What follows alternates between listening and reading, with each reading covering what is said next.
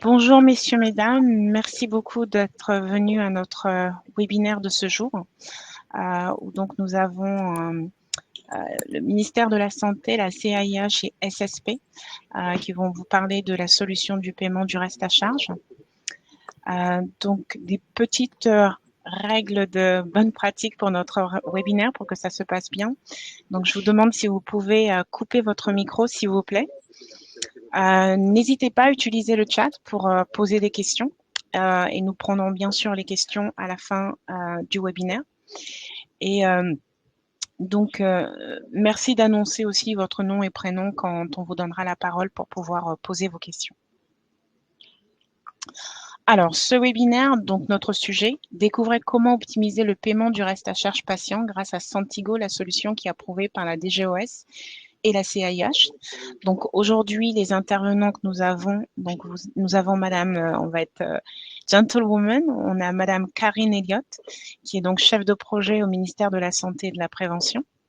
Nous avons Monsieur Grandjean, qui est acheteur à la CAIH, et nous avons Monsieur Eddy Combier, qui est président de Score and Secure Payment, dit société SSP aussi. Voilà. Alors, on va commencer le webinaire par Madame Elliott qui va vous présenter en fait la perspective du ministère. Ensuite, nous continuerons par Monsieur Grandjean et Monsieur Combier qui vous présentera ensuite la solution. Et donc, on finira par un Q&A sur les 15 dernières minutes des questions. Mais n'hésitez pas à poser vos questions dans le chat. On prendra ces questions à la fin quand on passera à la session Q&A. Merci à tous et bon webinaire. Madame Elliott. Oui, merci beaucoup. Bonjour à tous. Merci pour votre invitation à ce webinaire. Donc, ce que je vous propose, c'est peut-être de partager un sujet que vous connaissez bien s'agissant des problématiques qui sont liées au reste à charge du patient. Ah, je crois que en termes de diaporama, on est revenu sur le PowerPoint. Oui, très bien. C'est bon, nous sommes sur la page cible. Donc, s'agissant des problématiques liées au reste à charge du patient, comme vous le savez, c'est un sujet qui est prégnant depuis plusieurs années s'agissant de la situation économique et financière des établissements de santé. Juste quelques chiffres que je partage avec vous s'agissant des crédits de patients non recouvrés à l'hôpital. Aujourd'hui, le reste à charge du patient, donc le montant des soins de santé qu'il reste à payer aux patients une fois la sécurité sociale et éventuellement la complémentaire santé ayant pris une part de ces soins, ce reste à charge représente 3% de la facturation hospitalière, ce qui aujourd'hui est recouvré à hauteur de environ 50% au bout d'un an, ce qui est un vrai sujet pour les établissements de santé, notamment parce que ce non-recouvrement représente un décalage, dans le meilleur des cas, de la trésorerie, à savoir un recouvrement en fin d'année, au bout d'un an, voire pour certains une perte de recettes hospitalières qui avait été estimée il y a quelques années à 550 millions d'euros par an pour les seuls hôpitaux publics. Donc un vrai sujet en termes d'impact financier. Pour les établissements de santé, cela représente aussi un vrai sujet en termes de gestion pour recouvrer ce montant, également pour les comptables publics dès lors qu'il s'agit d'un établissement public. L'évaluation de ce coût de gestion semble démesurée, notamment au regard du montant qui est généralement de 20 €, en tout cas pour 80% de ces créances, avec encore une fois un impact sur un décalage de trésorerie hospitalière de plusieurs mois et surtout des coûts de recouvrement qui sont à optimiser puisque chaque phase de recouvrement, qu'elle soit amiable ou contentieuse, implique des coûts en termes d'impression, d'affranchissement pour l'établissement de santé, voire pour le comptable public. Et on a beaucoup parlé effectivement là de l'établissement de santé et des équipes, mais s'agissant du patient, c'est aussi un sujet de complexité administrative. Très très souvent, les patients nous disent « Nous ne comprenons pas les factures que nous recevons, nous pouvons les recevoir assez tard, et dès lors, c'est un petit peu compliqué pour nous de comprendre comment on peut les régler. » Ça peut également générer de l'attente aux caisses pour les patients, à qui on explique qu'il faut passer au bureau des entrées juste avant de sortir pour payer et finalement parfois ne pas être en capacité de leur présenter le montant de la facture restant à leur charge. Donc ça s'apparente à des démarches administratives pour le patient après sa sortie assez complexes et qui amène certains d'entre eux à ne pas payer, encore une fois, des factures qui sont certes nombreuses, mais dont le montant n'est pas si significatif dans le cadre des soins de santé à l'hôpital. Donc, ces problématiques posées, effectivement, ce sont des sujets que nous avions identifiés il y a maintenant un certain nombre d'années avec le ministère également de l'économie et le ministère de la Santé et de la Prévention. Donc, dans ce cadre-là, il y a eu un souhait de proposer des solutions de simplification du paiement à l'hôpital, pour lequel nous nous sommes tournés vers effectivement la centrale d'achat, la CIH. En deux mots, toute l'offre de services qui est liée à la simplification de ces solutions de paiement s'inscrit dans une marque qu'on appelle la marque de Diapason, dont l'objectif est très clair, c'est le paiement à l'hôpital par carte bancaire ou par compte bancaire, par prélèvement ou par virement, dans toutes les situations pour simplifier le paiement des soins à l'hôpital et améliorer le taux de recouvrement de la part patient. Donc sur la diapositive suivante, vous retrouvez effectivement ces principes, à savoir que finalement ces solutions de paiement Diapason, elles viennent offrir aux patients la possibilité de payer dès leur entrée, en tout cas de sécuriser le paiement pour les établissements dès l'entrée du patient, de payer simplement par carte ou par compte bancaire, et notamment d'autoriser l'enregistrement des coordonnées bancaires du patient ou de son accompagnant par un tiers de confiance, on y reviendra. Et surtout que le compte soit débité automatiquement sans ressolliciter le patient qui, pour lui, a déjà réglé la question du paiement à partir du moment où il a présenté un moyen de paiement à l'établissement. Concrètement, notre cas d'usage, il est très simple, hein, et c'est celui qu'on rencontre dans la majorité des cas.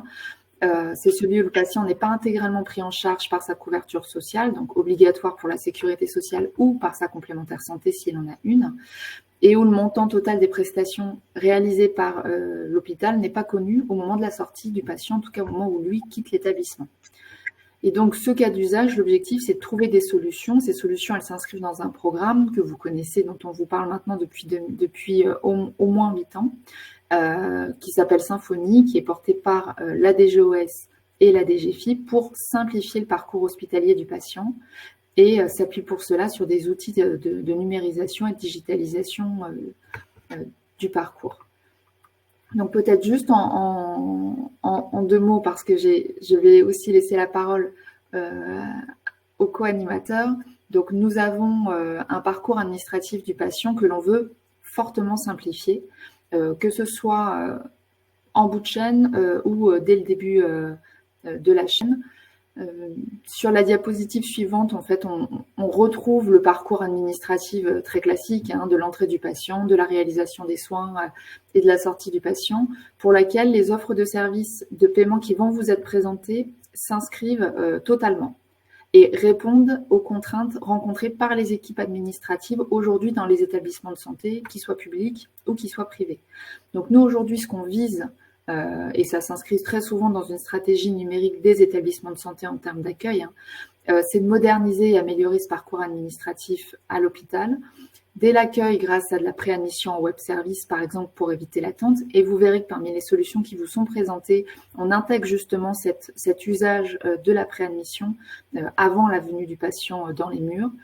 Au moment de la facturation, effectivement, on souhaite sécuriser le paiement du reste à charge avant la sortie du patient, ou bien, si ça n'a pas pu être fait, il y aura des cas où ça ne pourra pas l'être, proposer un paiement en ligne au patient.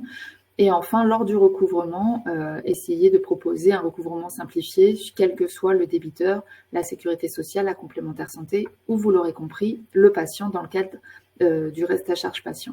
Donc Diapason, c'est une offre de service globale qui, on l'espère, tout à fait, vous avez bien fait d'avancer, vise plusieurs bénéficiaires. Bien évidemment, le patient, simplifier le paiement à l'hôpital. On propose une offre de service de paiement avant même son arrivée, au moment de sa venue, et si ça n'a pas fonctionné, après sa sortie avec des outils du 21e siècle pour des paiements en ligne. Également un contact administratif unique, ne pas avoir l'impression pour le patient d'être sollicité, voire ressollicité pour ce sujet de recouvrement. Et surtout, on l'espère, une simplification du travail pour les professionnels qui pourront effectivement se voir alléger des charges qui sont aujourd'hui de l'ordre du recouvrement amiable, voire contentieux. Pour les établissements de santé, donc on souhaite sécuriser les recettes et simplifier le processus de recouvrement. Ce qui se joue, bien sûr, c'est l'amélioration du taux de recouvrement. Encore une fois, quand on a la moitié du taux qui n'est pas recouvré pour la part patient, c'est un chiffre qu'on souhaite améliorer. Les délais de recouvrement, puisque le moyen de paiement est sécurisé. Dès que le montant de la facture est connu, le patient peut être débité. La facturation de petits montants, on a également ce sujet-là. On vous le disait, en moyenne, on est sur des factures de 20 €, mais on peut aussi avoir des tout petits montants qui ne font dès lors pas l'objet de l'émission d'un titre pour les établissements publics. Or là, il n'y a plus de problème à sécuriser cette facture, si je puis dire, dès le premier euro. Et puis, comme je vous le disais, des outils modernes et numériques qui nous permettent de dématérialiser et d'automatiser l'intégralité de la chaîne en lien avec les systèmes d'information hospitaliers. Là, la brique dont on parle, c'est bien évidemment votre gestion administrative du patient. Et puis pour le comptable, certains comptables publics ou privés nous ont peut-être également rejoints. Une traçabilité des informations et une simplification du rapprochement bancaire et comptable, puisqu'on le sait, ce sont souvent des petites factures assez difficiles à rapprocher. Et là aussi, l'automatisation apportera des bénéfices à tous. Merci pour votre attention.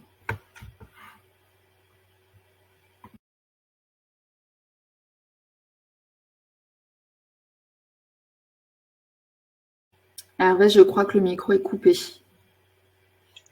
Oui, bonjour à tous, excusez-moi. En effet, donc bonjour à tous, je suis Hervé Grandjean, donc acheteur à la CAIH et néanmoins hospitalier au CHU de Clermont-Ferrand. Donc là, l'idée, c'est de vous donner un vecteur contractuel qui vous permet de contractualiser et d'utiliser en fait les solutions diapason et donc de vous affranchir d'un appel d'offres dans le cadre du marché que l'on a lancé conjointement avec la DGOS pour répondre à la problématique de diapason.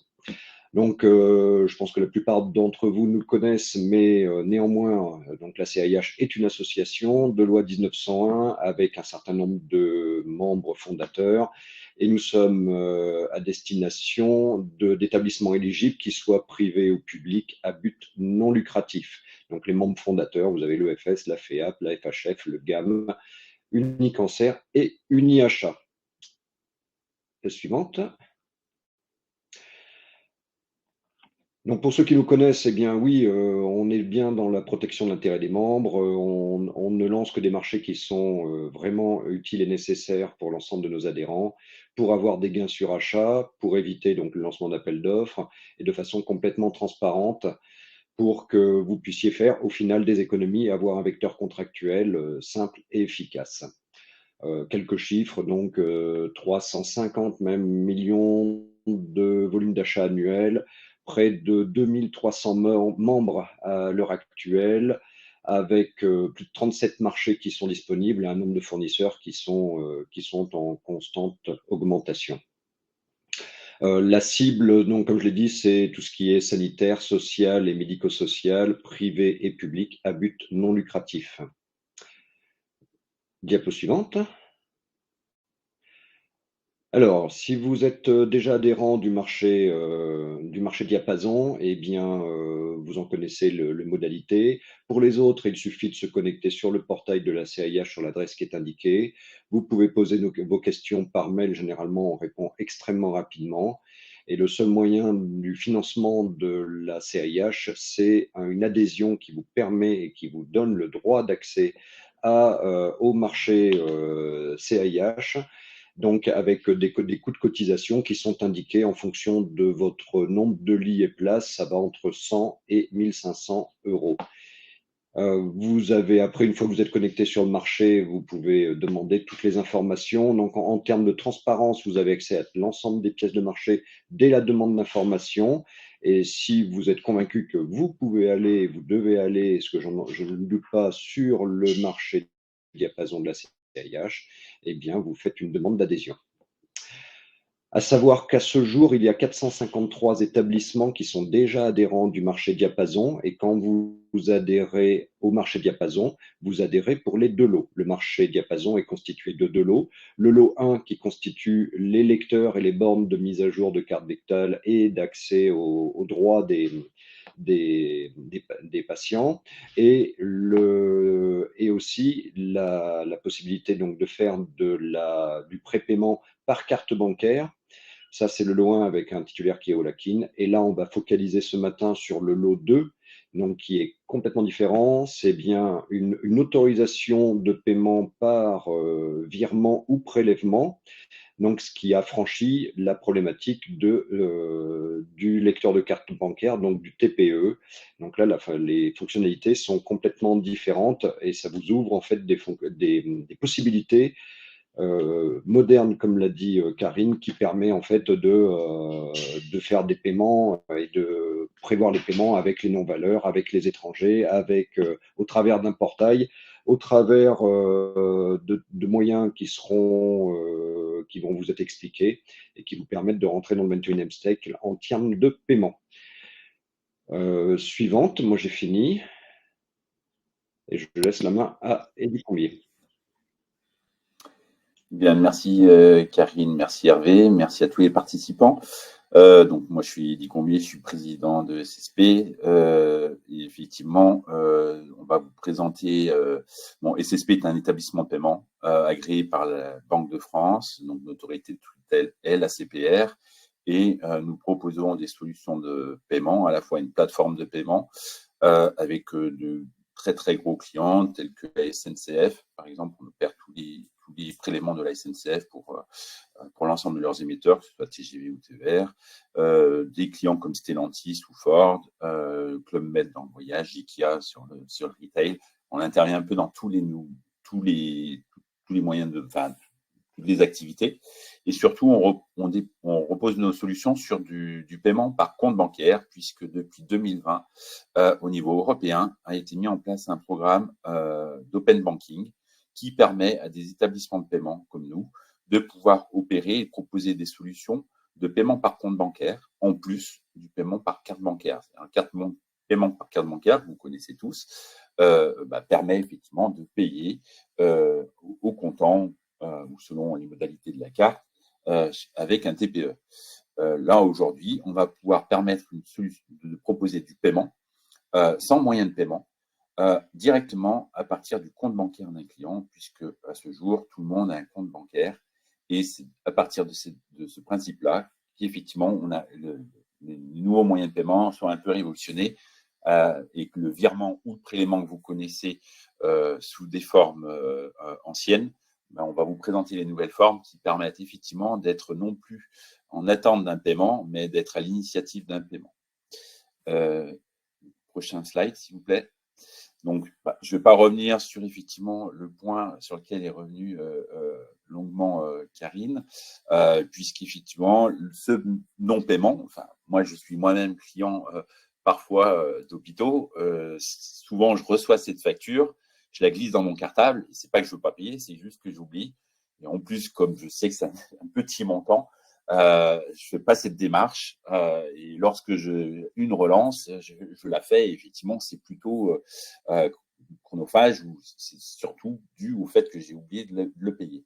Donc, le but, c'est de vous apporter des solutions aux patients qui permettent de pouvoir simplifier ce paiement pour les clients qui souhaitent bien payer ce reste à charge, au moins qu'on ait un moyen simple de pouvoir l'encaisser.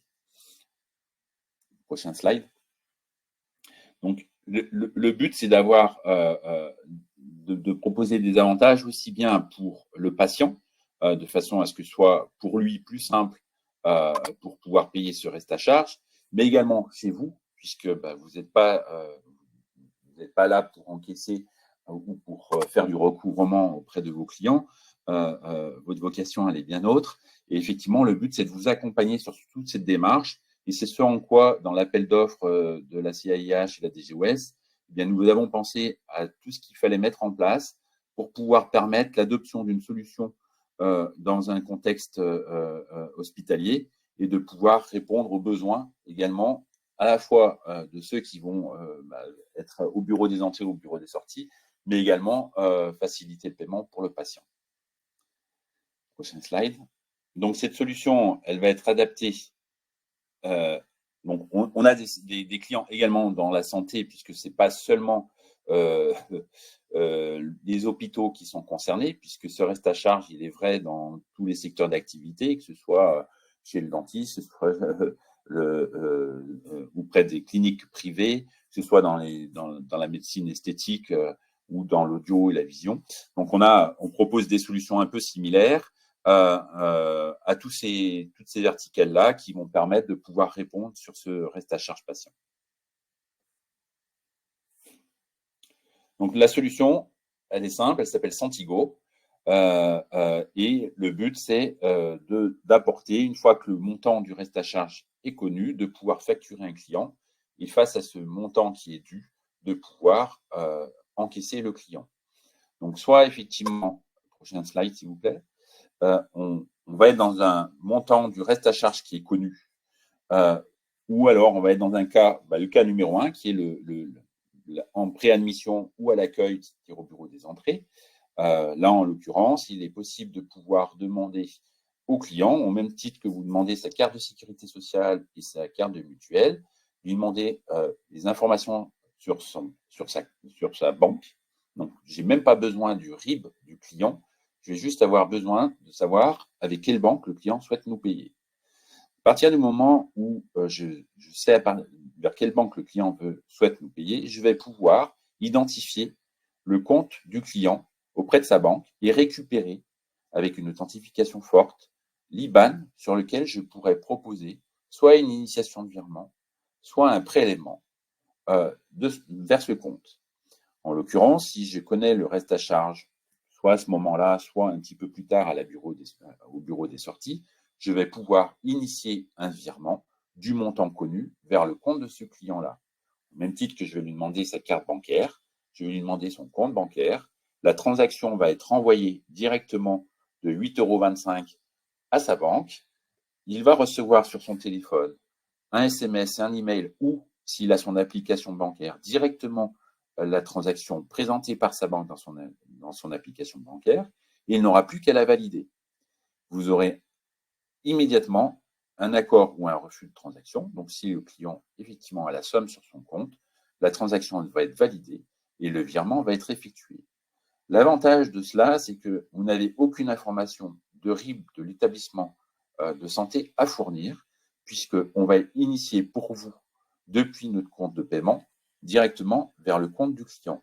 Le client n'a pas besoin également de fournir son IBAN, on va l'identifier directement auprès de sa banque et sa banque va nous faire redescendre l'IBAN lorsqu'il va valider la transaction.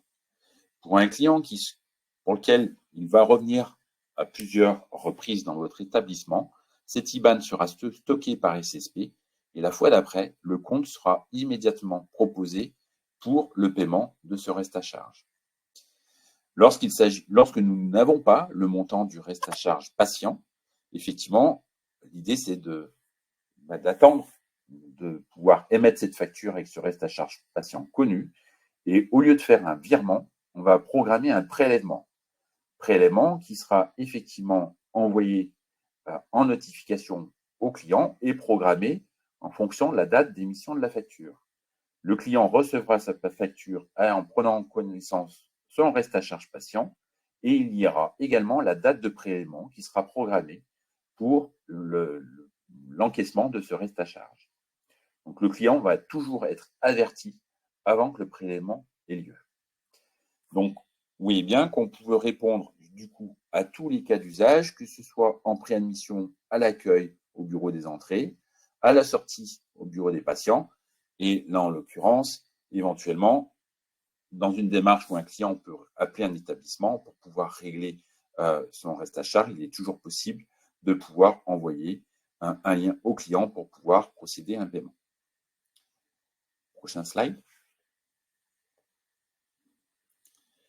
Donc là, on sort un petit peu, puisqu'effectivement, on est dans le cadre des cliniques qui vont souvent proposer également du paiement différé ou du paiement fractionné. Là, en l'occurrence, les établissements de santé publique, généralement, soit proposent du paiement comptant s'ils ont le montant du reste à charge patient, soit ils vont proposer un paiement différé dès que le paiement de ce reste à charge sera connu. Suivant.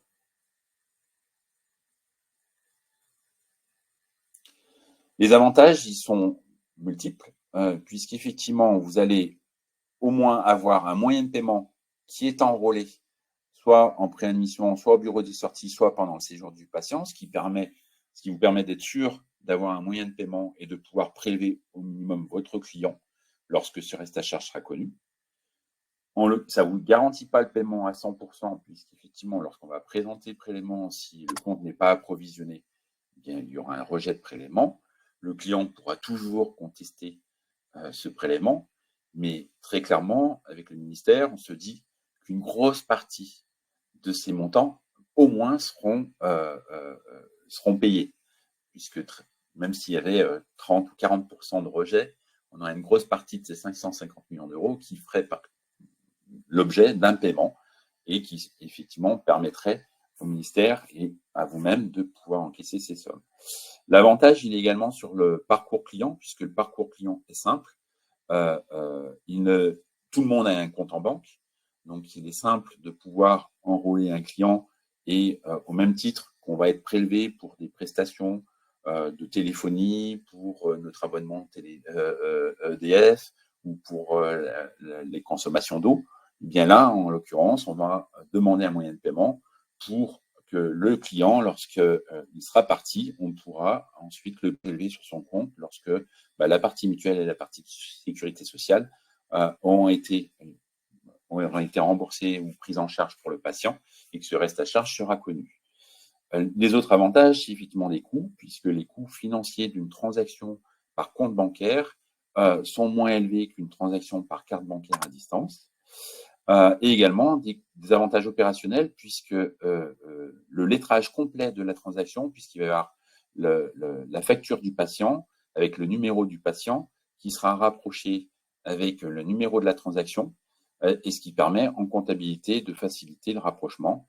Alors qu'aujourd'hui, effectivement, si un client vous paye par virement, vous devez devoir identifier le virement réalisé par ce patient, le rapprocher d'une facture pour ce patient, et donc du coup, comptablement, c'est beaucoup plus compliqué.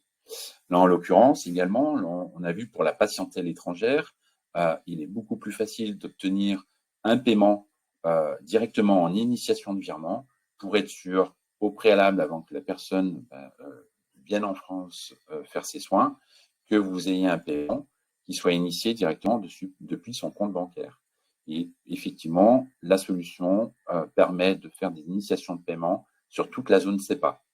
Donc, tous les pays, notamment limitrophes à la France en Europe, peuvent faire l'objet de propositions de ces solutions de paiement. On a également proposé tout ce qu'il faut pour vous accompagner, aussi bien au niveau technique, au niveau support, mais également au niveau formation. Former également vos patients au préalable, puisque un motion vidéo a été prévu pour être diffusé dans les salles d'attente pour pouvoir présenter les solutions, et de façon à ce que le client, quand on va lui proposer de payer par compte bancaire, il ait déjà eu une petite vidéo qui va lui expliquer que ce moyen de paiement est simple et sécurisé pour lui, et qu'effectivement, il ne sera pas prélevé d'un montant qui n'est pas dû, puisque ce qui sera prélevé sera bien le montant de ce reste à charge de patient. Voilà, je reste à votre disposition pour toute question. Et donc, je crois qu'un temps est dédié pour pouvoir le faire.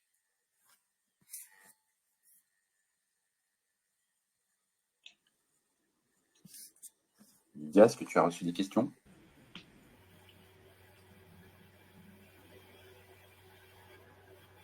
Alors, il y avait une question, je vais prendre la main parce qu'il y a une question qui me concerne, en fait, qui était le montant de l'adhésion et pour pouvoir utiliser le marché diapason au niveau de la CAIH.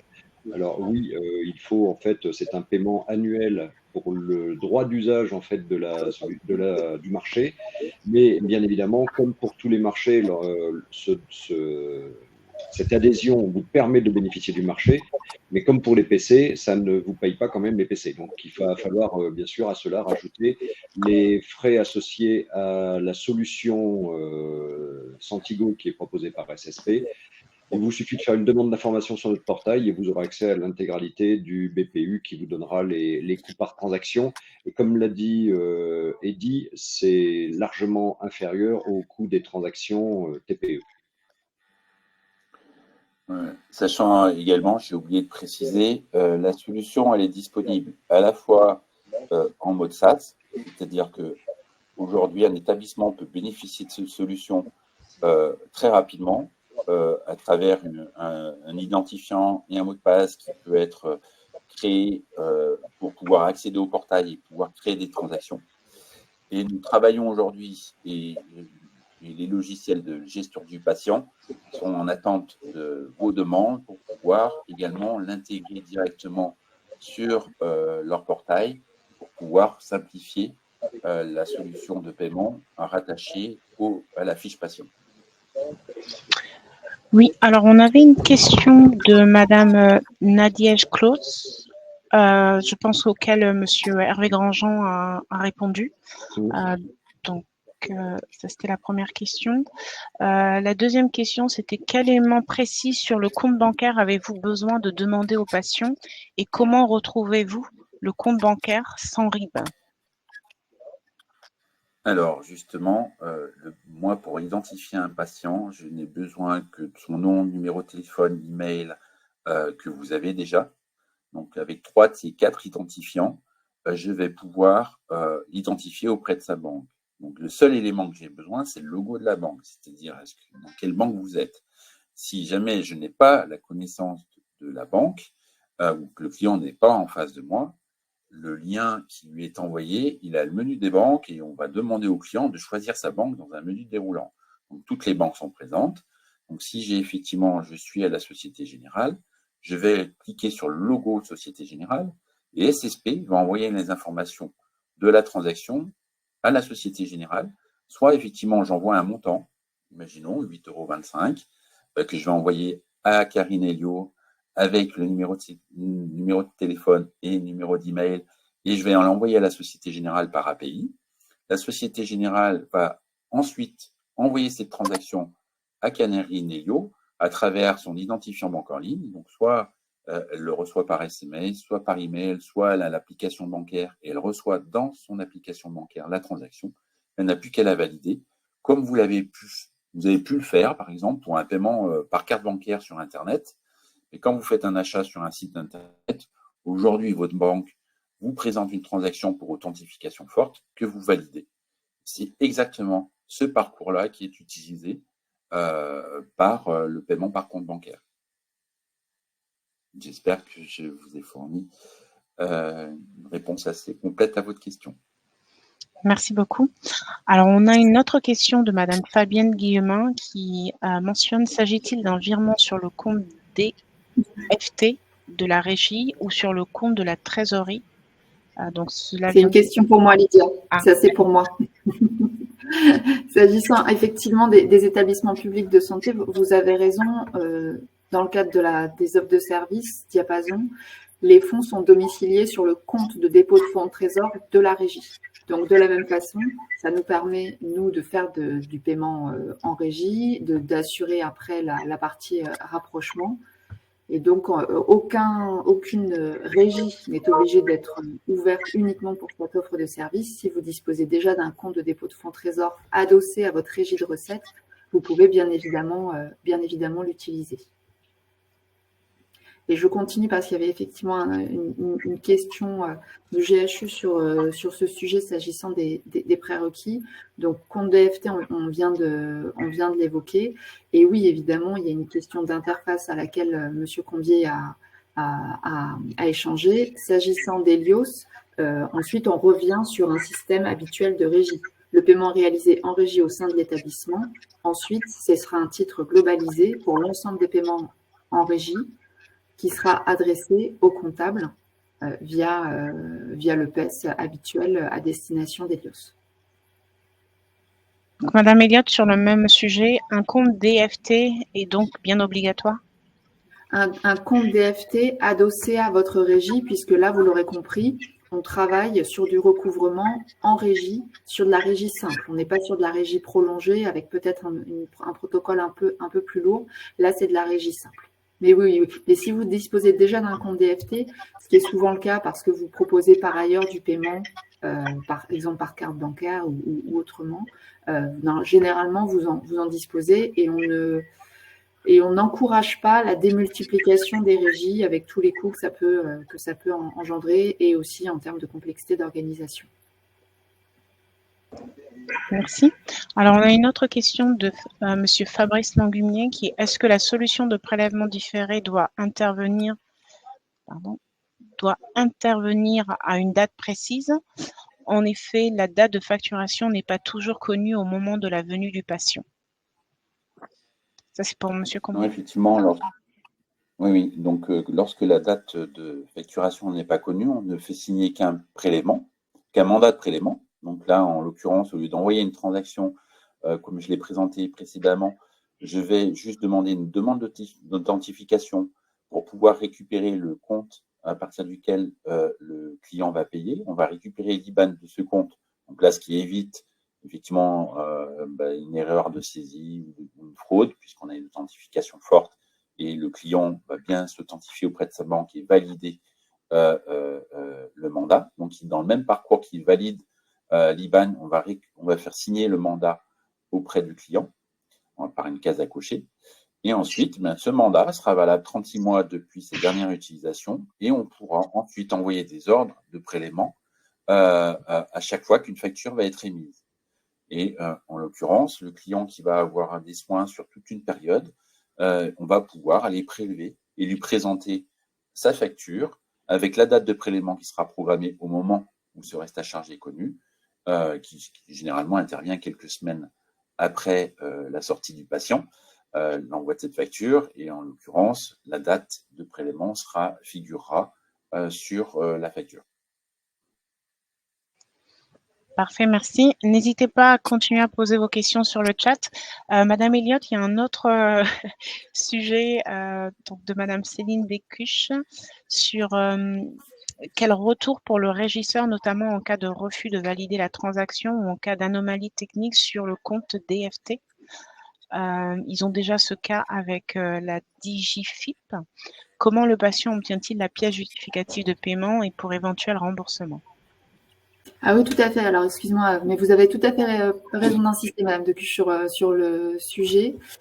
Donc, s'agissant après de la note de frais, en tout cas la facture réalisée, ça reste à la main de l'établissement de santé. Donc, ça veut dire que ce ne sera pas le Trésor public qui va envoyer un état. Donc, ce sera de l'ordre, encore une fois, de votre système d'information. On a des systèmes d'information, alors je crois que pour vous, c'est Medcare, qui peuvent proposer à la fois des notes de frais et surtout des factures, des quittances. Et ensuite, s'agissant il vous faudra également, si jamais il y a une demande de remboursement, avoir je ne sais pas s'il s'agit d'un remboursement s'agissant de la part complémentaire ou bien si c'est vraiment uniquement sur le montant de la part patient, mais il faudra également lui délivrer le détail des prestations de soins qui ont été réalisées et pour lesquelles il demande. Donc tout ça, très souvent aujourd'hui, encore une fois, ça s'inscrit dans un parcours de digitalisation du parcours administratif, hein, c'est-à-dire qu'on pousse à avoir des offres de services, soit sur des coffres forts numériques pour lesquels on pourrait déposer ces feuilles de soins, et avec un détail, puisqu'encore une fois, dès lors que vous avez le détail des prestations, ça veut dire qu'il faut avoir une solution qui soit sécurisée et hébergeur de données de santé. C'est ça, il faut avoir des quittances qui soient automatisées pour les prescriptions, effectivement, en tout cas pour les soins qui ont été faits, pour les patients qui auront réalisé leur paiement sur la base du compte DFT. Et là, alors, les retours DFT, c'est même... effectivement, c'est une gestion généralement qui se fait au sein de l'établissement. Je ne sais pas si vous avez réussi à automatiser certains échanges entre le logiciel de gestion administrative du patient et le logiciel, si vous en détenez un, de gestion de la régie. Alors, on a une autre question sur les éditeurs de logiciels de Madame Fabienne Guillemin. À ma connaissance, notre fournisseur informatique Cpage n'est pas habilité encore, Cpage, merci, n'est pas habilité encore pour Diapason. Ah, mince, un message est arrivé en même temps. Un instant, je repars. Cela peut-il fonctionner indépendamment de Diapason? Existe-t-il une interface avec Cpage pour récupérer le reste à charge, pour intégrer le paiement dans Cpage et quid dans la transmission de la quittance? Sur la partie éditeur, je vous confirme que Cpage n'est pas inscrit dans Diapason. D'accord. Néanmoins, cela peut fonctionner indépendamment, moyennant, donc comme il n'y a pas d'intégration, ça sera manuellement. Ouais, sachant qu'il y a le mode SaaS qui peut fonctionner et ensuite on peut soit effectivement avancer sur ce projet-là d'intégration de Diapason, soit voir avec ces pages comment ça pourrait être opérationnel, soit par une intégration, soit parfois par un serveur qui va faire la liaison entre les informations des transactions et l'intégration dans le logiciel. Donc, il y a toujours des solutions techniques si vous étiez intéressé. Alors, une autre question sur les éditeurs. Est-ce que les éditeurs travaillent sur l'automatisation Mancare?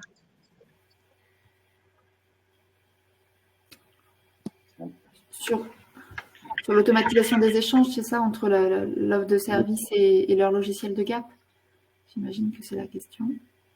Si c'est le cas, alors peut-être pour vous donner un petit peu sur l'intégration, on a eu des travaux et notamment, il me semble que l'éditeur Mancare a été sollicité et pour partie a contribué pour définir un cadre d'interopérabilité entre justement les logiciels de gestion administrative du patient et l'offre de service Centigo, avec, sans rentrer dans le détail, mais en tout cas avec un cadre d'interopérabilité qui s'appuie sur des services en ligne, comme ça se fait très, très régulièrement. Aujourd'hui, en revanche, la partie développement par Mancare, à ma connaissance, n'a pas été réalisée. De la même façon, les autres logiciels, les autres éditeurs de logiciels de GAP que vous citez, donc je vois qu'on parle de ELAP ou de Software, ont bien connaissance de ce cadre d'interopérabilité. Les spécifications leur ont été communiquées, un appui est mis à disposition par la société SSP, mais ce cadre n'a pas été développé. Et c'est aussi tout le sujet, c'est-à-dire n'hésitez pas à revenir vers votre éditeur qui pouvait peut-être s'interroger sur le fait de prioriser cette offre de service. N'hésitez pas à vous rapprocher de votre éditeur si cette offre vous intéresse et que vous souhaitez l'automatiser de bout en bout. Alors, il y a une autre question sur pourrait-on connaître les logiciels qui sont engagés dans l'automatisation? Alors, engagés étaient concrètement tous ceux qui avaient développé le lot 1 Diapason étaient embarqués sur les travaux d'interopérabilité. Donc, comme vous le savez, sur le lot 1, ce sont des travaux qui ont été menés en 2016. Donc, il y a la liste qui est disponible sur des supports habituels. Mais en gros, si votre éditeur a proposé le lot 1, il a participé à la co-construction du cadre d'interopérabilité. Et s'agissant de la réalisation, à ma connaissance, aucun éditeur n'a engagé ces travaux. Ok, donc il y a une confirmation sur ELAP et certifié Diapason pour le paiement. Je suppose que c'est une confirmation. On a une autre... Oui, pour le lot 1, effectivement, tout à fait. Oui, vous avez raison. Quand je parle du lot numéro 1, c'est le paiement par carte bancaire. Et souvent, par raccourci, on parle du lot 2 pour le paiement par compte bancaire, par prélèvement et par virement. Alors, quelle différence et avantage de la solution par rapport à la solution TIMO, T-E-E-M-E-O, de la société KiwiCare, qui permet aussi d'envoyer une relance par mail ou SMS aux patients pour paiement en ligne ou régie prolongée?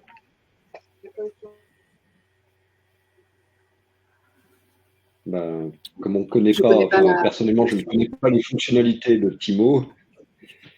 Oui, donc alors en fait, ce que je comprends, c'est que TIMO est une solution de relance, Là, l'idée, c'est de ne pas avoir à relancer les clients, le patient, puisque comme on connaît préalablement ces informations bancaires, on va pouvoir le prélever et effectivement n'avoir une relance qu'en cas de rejet. Mais au moins, vous avez un moyen de paiement. Là, en l'occurrence, quand on envoie un SMS ou un client pour lui faire une relance de paiement, on est vraiment dans une procédure de recouvrement. Le but, c'est d'intervenir en amont avec l'enregistrement d'un moyen de paiement dès l'arrivée du patient ou dès la préadmission pour s'assurer que derrière, on ait bien un moyen de paiement. Alors, Diapason versus Centigo, quel dispositif est le plus performant? Alors, Centigo s'appuie sur Diapason. Donc, il utilise le protocole Diapason. Et donc, la question, en fait, c'est, enfin voilà, Centigo utilise le protocole Diapason au même titre que le Loin utilise le protocole Diapason. Donc, quand vous utilisez Centigo, vous êtes 100% conforme Diapason. Et ils sont complémentaires, c'est effectivement tout l'intérêt, c'est par rapport à la démarche. On se rend bien compte qu'on essaie de tenir tout le spectre de la patientèle, qu'il s'agisse d'une patientèle assurée sociale en France ou bien d'une patientèle non assurée sociale en France. Donc si pour des montants, par exemple, on pourrait imaginer une carte bancaire. Beaucoup nous ont dit, mais vous savez, la carte bancaire, lorsque les patients viennent, ils n'ont pas toujours leur carte bancaire sur eux. Donc on ne couvre pas l'ensemble du périmètre. Là, ce qui est intéressant avec cette solution, c'est qu'elle vient compléter l'offre de service Diapason et proposer des alternatives qui, encore une fois, élargissent le champ, parce que si on parle d'un prélèvement, c'est un prélèvement avec un e-mandat qui peut se renouveler. Donc, on a à la fois pour la patientèle, mais aussi pour les hébergés, une solution de paiement itérative qui permet de ne pas revenir vers le paiement. Et donc, pour les paiements plus importants, clairement pour la patientèle dite étrangère, pour laquelle les montants restant à la charge du patient sont beaucoup plus importants, là aussi, on n'est pas capé dans le montant, donc ça peut s'adresser à cette patientèle, si vous êtes notamment frontalier, sur la patientèle transfrontalière, qui peut parfois venir vous voir en visite.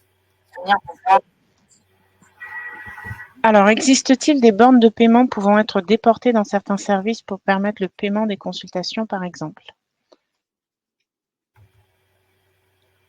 Donc nous, on est la société ES2I est en train de nous intégrer. Donc si effectivement certains établissements sont équipés de ces bornes, elles pourront bénéficier dès le mois de mars de nos solutions sur les bornes. Mais voilà, c'est le seul partenaire de bornes que je connais dans le domaine de la santé. Oui, on peut citer Tabotel aussi, pour lequel il y a eu des échanges et qui serait peut-être. Ah oui, Tabotel, ouais. Si vous êtes aussi utilisateur des solutions Tabotel, il faut revenir vers Tabotel pour leur préciser votre intérêt pour la solution Centigo.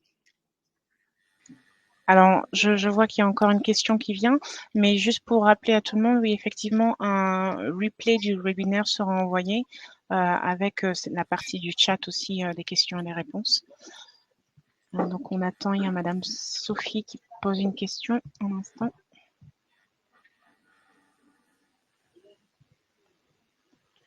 Alors, Centigo pourra s'intégrer dans le DigiOps sur les bornes. On revient encore une fois sur la question du cadre d'interopérabilité. Je pense que là, on parle notamment de l'offre de service de l'éditeur MIPI. Je ne sais pas s'il y a un participant, mais encore une fois, pour cela, il faut que l'ensemble des acteurs développent ce cadre d'interopérabilité. Et à ma connaissance, n'a pas encore été fait. En fait, depuis 2 ans, on a beaucoup discuté avec les éditeurs, pour lesquels certains ont pas mal avancé sur la question. Je vois des Dalus travailler sur la question. Les éditeurs, pour valider, nous ont dit qu'il nous faut des demandes d'établissement pour qu'on prenne en priorité l'intégration et l'interopérabilité de la solution Centigo. Donc, c'est la raison pour laquelle on a aussi organisé ce webinaire, pour que la demande vienne de vous, qui en avez le plus besoin, pour pouvoir remonter aux éditeurs vos besoins et qu'ils puissent évaluer le degré de priorité qu'ils peuvent mettre pour finaliser l'intégration de nos solutions. Alors, pour l'instant, je ne vois pas d'autres questions. On pourrait peut-être faire un petit tour pour un mot de la fin. Mais avant ça, je voulais quand même vous présenter le petit motion que l'on a sur Centigo. Ensuite, on fera un petit tour pour le mot de la fin. Et entre deux, si vous avez des questions, n'hésitez pas à les mettre dans le chat. Alors, un instant, je partage mon écran.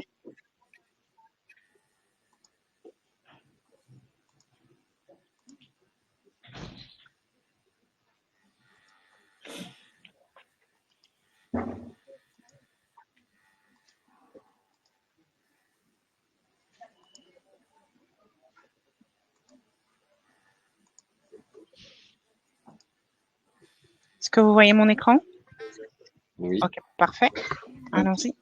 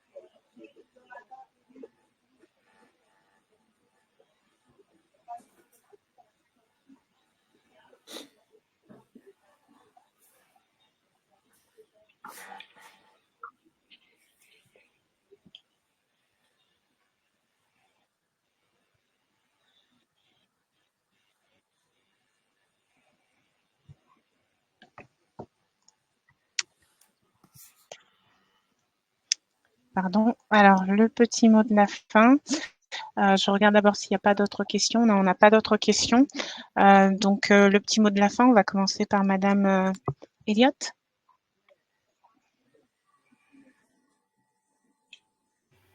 Oui, pardonnez-moi, réactiver le micro. Merci. Encore une fois, je renouvelle mes remerciements pour cette invitation. J'espère que nous avons pu partager avec vous les enjeux qui étaient portés et surtout les bénéfices que nous espérons porter avec cette offre, cette solution de paiement, cette simplification.